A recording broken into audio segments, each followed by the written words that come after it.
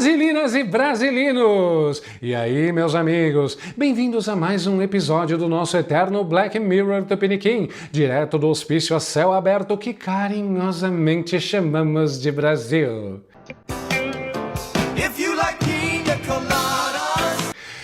Sabe aquela turminha iluminada, a Liga da Justiça da Toga, os Vingadores do Estado Democrático de Direito, que passaram os últimos anos batendo no peito e berrando aos quatro ventos que estavam salvando a democracia?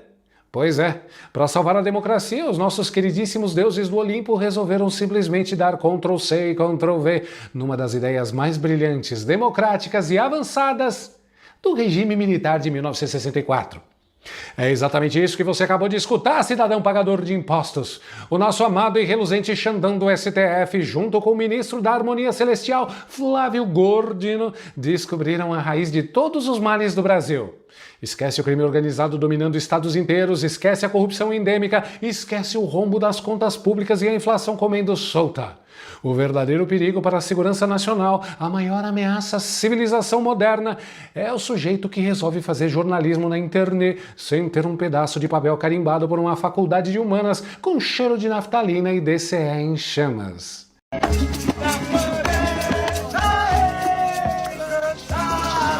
A nova missão sagrada do STF é ressuscitar a gloriosa obrigatoriedade do diploma de jornalista.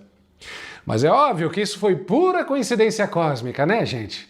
Um alinhamento místico de planetas que só acontece a cada 500 anos. Uma casualidade sem tamanho essa ideia genial brotar no tribunal, logo depois que um jornalista lá do Maranhão botou a boca no trombone para denunciar o uso nada republicano de viaturas e carros oficiais da Justiça pela nobre e intocável família do ministro Flávio Gordino. A denúncia apontava o quê? Carro oficial pago pelo seu suor, servindo de Uber VIP para parente ir passear, bater perna e curtir uma praia. Opa, peraí, não pode filmar nossa mordomia não. Como é que a gente reage a esse ultraje contra a nossa santidade? A gente vem a público explicar? A gente pede desculpas pelo vacilo? A gente demite o motorista? Não! A gente aciona a caneta atômica de Brasília. Joga a Polícia Federal para cima do jornalista. E quebra na marra o sigilo da fonte dele. Rasgaram a Constituição Federal e usaram as páginas para embrulhar peixe na feira. O sigilo da fonte é cláusula pétrea, é garantia fundamental, é o oxigênio de qualquer país livre. Mas para essa casta que se enxerga como uma dinastia de divindades romanas acima do bem, do mal e das leis terrenas, a Constituição é só um manual de sugestões com papel macio. E aí, para tentar abafar o fedor colossal de autoritarismo, a truculência e a vergonha internacional de transformar um jornalista em alvo por expor privilégios, eles jogaram aquela clássica cortina de fumaça. Parem tudo! A culpa é da falta de diploma. Precisamos regulamentar quem pode falar. Peguem a pipoca e ajeitem a postura na cadeira, porque o cardápio de absurdos hoje está recheado de puro suco de distopia estatal. Vamos rebobinar a fita com calma para você saborear cada detalhe desse roteiro digno de esquete do Monty Python. O jornalista Luiz Pablo, lá no Maranhão, sem precisar do selo burocrático de nenhum burocrata de Brasília, fez exatamente o que um jornalista de verdade deve fazer na vida: vigiar o poder e apontar o dedo na cara dos abusos. O sujeito denunciou o uso escancarado de veículos públicos por familiares do ministro Flávio Gordino. E como a nossa nobre Suprema Corte reagiu? Num piscar de olhos, transformaram o jornalista que investigava num criminoso a ser investigado. Alexandre Oglandi, com aquela canetada que já virou esporte olímpico nacional, mandou a PF fazer busca e apreensão na fonte do cara. Simplesmente assassinaram o livre exercício da imprensa em plena luz do dia. Porque se quem tem coragem de vazar podres dos poderosos sabe que vai receber a visita da Polícia Federal às 6 da manhã por ordem do STF, quem é que vai denunciar juiz, ministro ou político nesse país? Ninguém! O silêncio dos covardes vira a regra geral. E aí, quando a repercussão ficou insustentável até para os bajuladores oficiais da corte, o Gordino aparece com um malabarismo retórico que deixaria qualquer contorcionista profissional com vergonha alheia. Segura a tese do homem. Ele mandou que, sem a barreira do diploma, qualquer blogueiro tem proteção legal e que isso abriria espaço para as facções criminosas começarem a fazer processo seletivo para blogueiros. Chama atenção, finalmente, ministro Alexandre, que tudo isto se tornou ainda mais difícil porque há uma decisão do Supremo, a qual respeito, obviamente, e quem sabe um dia será debatida novamente, quanto à dispensa do diploma de jornalista para o exercício da profissão. Então, isso constitui um complicador na medida em que a extensão automática desse regime de garantias a qualquer blogueiro pode levar a que o PCC e o Comando Vermelho façam um concurso para selecionar blogueiros. Teria cada um 100 blogueiros supostamente protegidos por este conjunto de garantias que se referiam em 88 ao jornalismo profissional. Mano do céu! O PCC e o Comando Vermelho fazendo concurso público para blogueiro e redator web. Imagina o edital de RH da facção. Vaga para redator sênior do crime. Requisitos: domínio pleno da língua portuguesa, conhecimentos avançados em SEO, WordPress, gestão de redes sociais e experiência comprovada em desova de corpos na Baixada Fluminense. Flávio, meu querido imperador da oratória, é fascinante você demonstrar tanta preocupação com facção criminosa se infiltrando no jornalismo. Porque o noticiário diário, os escândalos da APF e as investigações reais mostram o crime organizado pagando escritório de luxo, comprando juiz, vendendo sentença e fazendo desembargador soltar chefão do tráfico pela porta da frente da cadeia. O perigo para as instituições é o juiz com patrimônio inexplicável, mas o ministro está em pânico com o tiozão sem diploma gravando vídeo no quarto com uma luminária de R$10. É uma piada pronta que se conta sozinha. Agora, respirem fundo e prestem atenção na ironia cósmica dessa história. De onde é que saiu essa genial exigência de diploma para exercer o jornalismo? Veio de algum movimento democrático iluminado? Da mente brilhante dos defensores dos direitos humanos? Não, brasilinas e brasileiros. Essa aberração foi forjada em 1969 pelo Decreto-Lei 972, bem no auge da ditadura militar, logo depois da canetada sinistra do AI-5. A ditadura criou a exigência do diploma e o controle pelo Ministério do Trabalho, justamente para podar as asas dos repórteres, silenciar críticos e impedir que vozes dissidentes pudessem incomodar os generais. Se o cidadão não rezasse pela cartilha do governo, ele não recebia carteirinha e pronto. Estava proibido de trabalhar. Era um cabresto estatal para decidir quem tinha permissão de abrir a boca. E agora, em pleno século XXI, os autoproclamados salvadores da democracia, que juram combater o fascismo todos os dias antes do café da manhã, estão literalmente desenterrando os entulhos autoritários do regime militar para calar a sociedade civil. O STF perdeu a vergonha, perdeu o pudor e perdeu a noção do ridículo.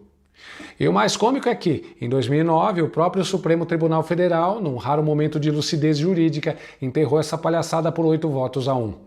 E adivinhem quem foi o relator que escreveu o voto histórico dizendo que exigir diploma de jornalismo era inconstitucional, uma restrição abusiva à liberdade de expressão e uma forma disfarçada de censura prévia? O ministro Gilmar Mendes. Coisa de pervertidos. O Gilmarzão da Massa deixou cristalino que a Constituição de 1988 não impõe nenhuma barreira ou pré-requisito para quem quer se expressar e informar a população. Se a Carta Magna não exige diploma, não é um ministro com delírios absolutistas que vai inventar uma porteira burocrática num despacho de gabinete. É uma lógica tão primária que até a dupla dinâmica do plenário conseguiria entender se fizesse um esforcinho mínimo de honestidade intelectual. Mas vamos colocar a lógica para funcionar, porque bom senso em Brasília virou artigo de luxo com imposto de importação. Olha o tamanho da hipocrisia desse teatro. Nós temos ministros da Suprema Corte que chegaram ao topo da carreira jurídica sem nunca terem prestado um único concurso público para a magistratura na vida inteira. Entraram lá por pura indicação política, amizade com o presidente, apadrinhamento partidário e conveniência do poder. O cara vira ministro porque foi advogado de partido, amigo íntimo do chefe do executivo, ministro da Justiça da ocasião. E esse mesmo sujeito, que não passou numa prova de juiz de primeira instância, agora quer enfiar o dedo na cara do cidadão comum e exigir canudo universitário de 4 anos para alguém poder emitir uma opinião ou fazer uma matéria investigativa. E a cara de pau vai além. Como é que essa cúpula togada tem a audácia de exigir diploma de jornalista num país onde o presidente da República é um sujeito que a própria imprensa tradicional historicamente tratou como alguém sem curso superior, sem curso médio, que não tem diploma de nada além de líder sindical e que carrega um prontuário repleto de escândalos políticos? Para governar uma nação com 200 milhões de pessoas e controlar um orçamento trilionário, não precisa de diploma, não precisa de concurso e mal precisa saber concordância verbal. Você não está estudando nada? Não. Eu acho que, olha... Você sente necessidade de estudar? Primeiro, eu sou muito preguiçoso. Sim. Até para ler eu sou preguiçoso. Tá? Eu não gosto de ler, eu tenho preguiça de ler. Mas para o cidadão sentar na frente do computador, abrir uma página na internet e apontar as patifarias dos poderosos, aí ele precisa pagar mensalidade em faculdade e ter a chancela do Estado. Me poupem dessa hipocrisia barata. E aí vem o Alexandre Oglandi, com a sutileza de um elefante numa loja de cristais, nos presentear com uma pérola de sabedoria autoritária sobre a tal da imprensa séria. Está na hora de refletirmos sobre a questão do diploma de jornalismo. Naquele momento, o Supremo afastou, e até nas discussões, nem eu, nem Vossa Excelência estávamos aqui, nem o ministro Zanin, ministra Carmen, sim. Naquele momento, nominalmente, vários jornalistas foram citados, jornalistas conhecidos, sérios, que não têm diploma. Olha, há sempre um período de transição, o reconhecimento daquele que já está na profissão. Mas da mesma forma que no início do século o Brasil admitia rábulas, as pessoas não formadas em direito, isso foi afastado com uma regra de transição. Hoje, com as redes sociais, em que qualquer pessoa acorda e diz: a partir de hoje eu sou um jornalista, e começa no seu blog a ofender a honra de inúmeras pessoas e se escudar na liberdade de imprensa, e claramente nós não podemos normalizar isso e tratar essas pessoas como a imprensa séria, o jornalismo sério. Olhem a soberba monumental dessa declaração. Ele está basicamente dizendo que o Estado, ou seja, ele mesmo e a patota dele, tem que ter a chave do cofre para decidir quem é jornalista de verdade e quem é escória, que não merece proteção legal. Funciona assim na cabeça do iluminado. O governo te avalia, te acha comportadinho e te concede o selo dourado de imprensa séria e auditada.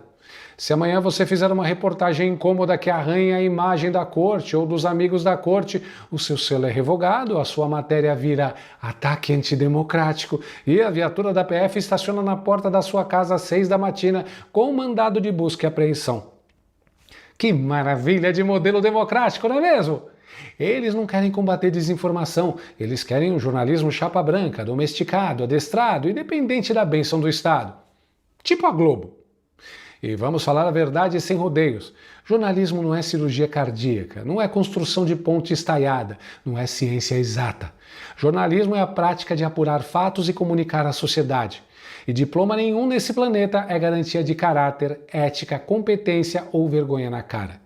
Se diploma universitário fosse sinônimo de honestidade, a gente não veria tanto advogado de grife formado nas faculdades mais caras do país, operando o esquema milionário de lavagem de dinheiro para o crime organizado e desfilando de terno importado nos tribunais superiores. Vocês sabiam que alguns dos maiores titãs da história da imprensa e da literatura brasileira nunca tiveram diploma de jornalista?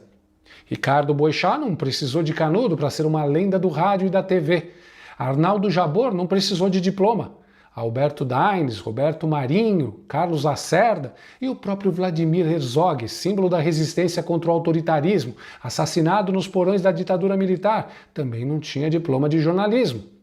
O jornalismo verdadeiro não nasce de um pedaço de papel timbrado por um reitor. Ele nasce da coragem de expor o que os poderosos querem esconder.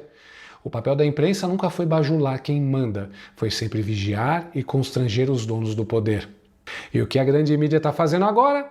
Está chorando no cantinho da redação, publicando editoriais indignados, assinando manifestos cheios de dor e lançando notas de repúdio patéticas.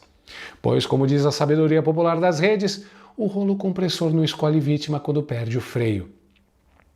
Vocês pediram um monstro, vocês alimentaram a fera, agora não adianta chorar quando ela pedir o crachá de vocês para decidir o que pode ou não ser publicado. A liberdade de expressão não pertence a Alexandre de Moraes, não pertence a Flávio Dino, não pertence ao plenário do STF e muito menos a sindicatos aparelhados ou faculdades ideológicas. A liberdade de informação pertence a você, pertence ao povo brasileiro. Se você quer continuar tendo o direito de saber que político está usando o seu imposto e a sua frota oficial para curtir a vida, enquanto você se esmaga no transporte público sem ver jornalistas e fontes sendo caçados pela Polícia Federal, é bom começar a se indignar. Porque se a sociedade continuar dormindo no ponto, o próximo passo do Ministério da Verdade vai ser exigir diploma de ciências políticas carimbado pelo Supremo só para você poder mandar mensagem de bom dia no grupo da família.